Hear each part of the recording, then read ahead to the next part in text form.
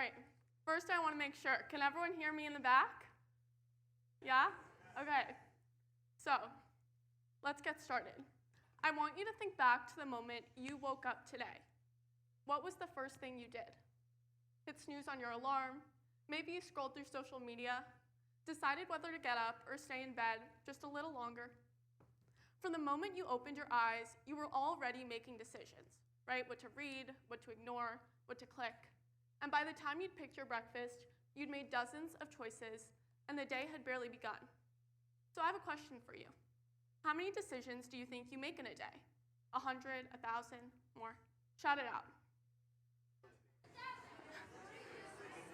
Okay. The answer is around 35,000.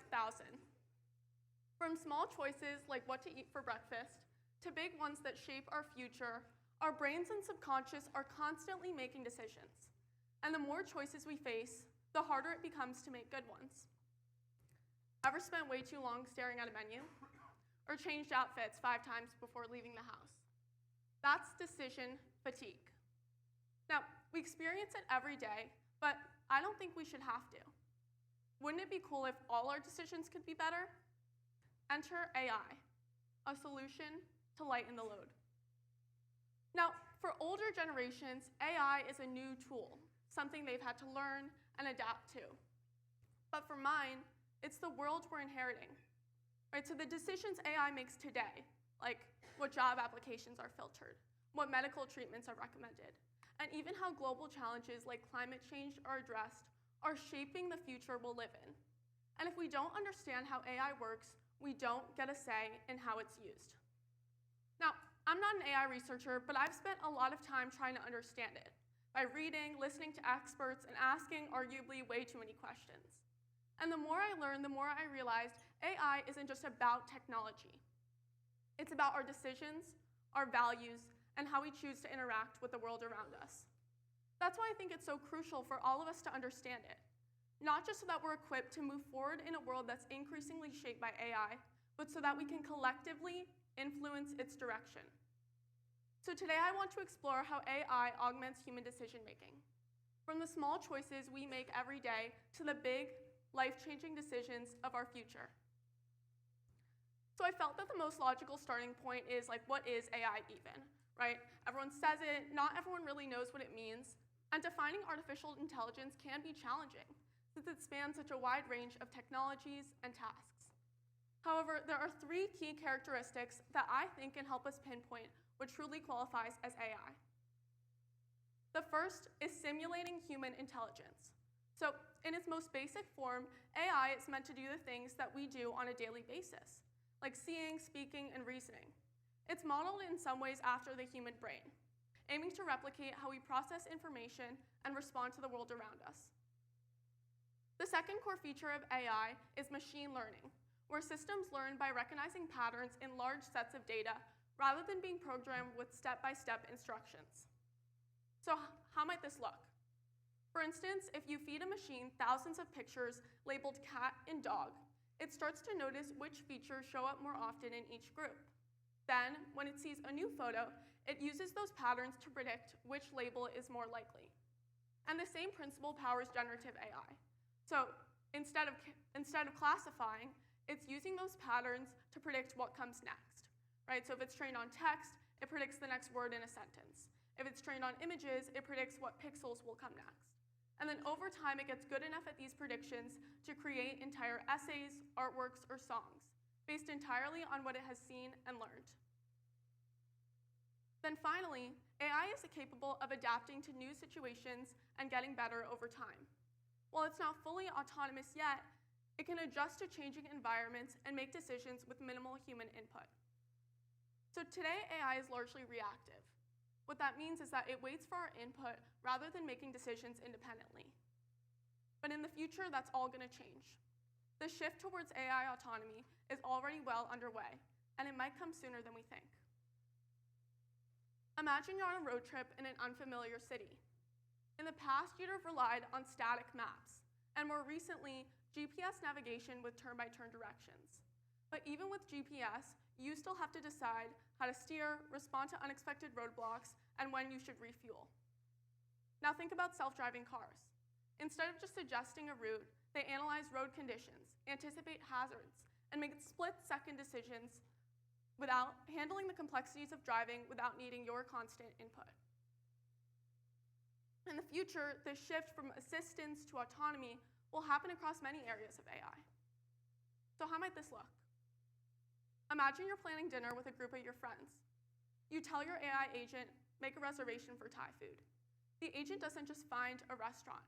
It analyzes your past dining choices, checks your friends' preferences, reads restaurant reviews, contacts multiple places to make the reservation, adds the booking to your calendar, sends invites to your friend, and even sends reminder texts.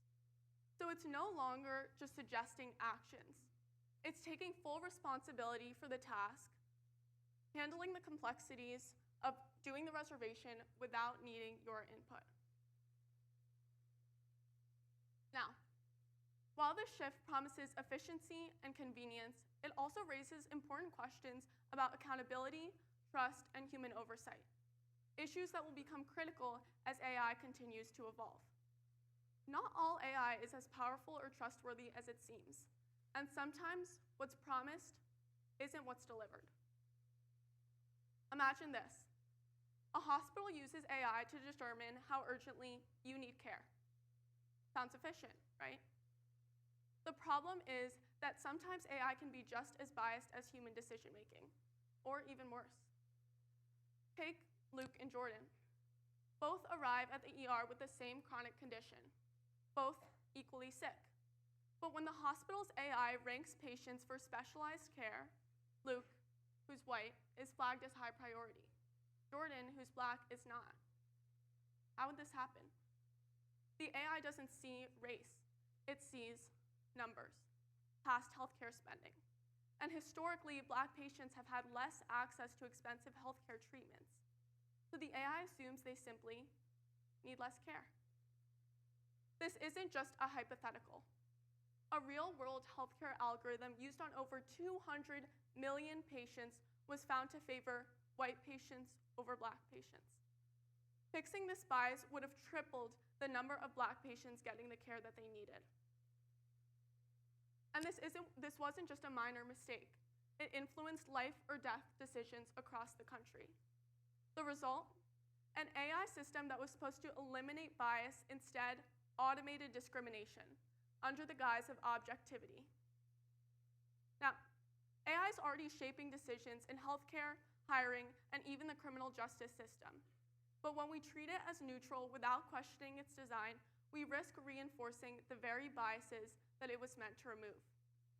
Instead of just blindly trusting AI, we need stronger accountability, human oversight, and transparency to ensure that AI serves everyone, not just those who build and profit from it.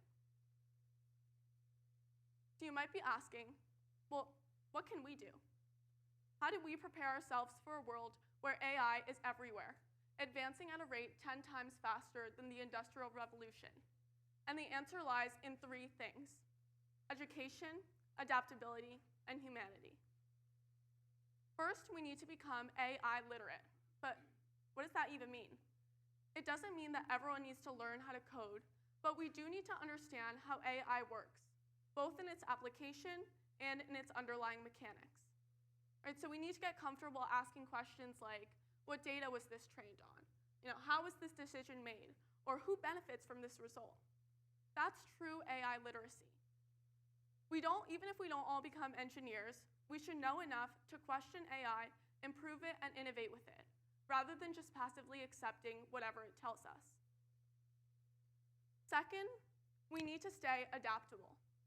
The pace of technological change follows a pattern similar to Moore's Law, which originally described how computer processing power doubles every 2 years. But today, AI is evolving even faster, fundamentally transforming industries at a rapid pace. Now, the job you dream of today might not exist in 5 years, or it might be completely redefined. But to keep up, we need to constantly learn, unlearn, and relearn as AI reshapes the world around us. Finally, the most important factor is the role of humanity. AI is already becoming better at simulating emotional intelligence, forming relationships, and even providing companionship. We already see this with AI-powered mental health chatbots, virtual friends, or even personalized assistants that remember past interactions and respond with empathy. But here's the key difference. AI doesn't experience emotions the way we do. It recognizes patterns in speech, facial expressions, and behavior to generate an appropriate response. It can simulate care, but it does not truly care, not in the way that a person does. This distinction matters, because human relationships aren't just about mirroring emotions. They're about shared experiences, personal stakes, and ethical responsibility. AI can't take risks, make sacrifices, or form attachments. And as AI becomes more embedded in our lives, it will be up to us to decide how much we let it shape our emotional world. The future isn't just about what AI can do, it's about what we choose to do with it. So as you leave here today, I want you to consider this. How will you use AI? Not just to shape your world, but to make it better for everyone. Thank you.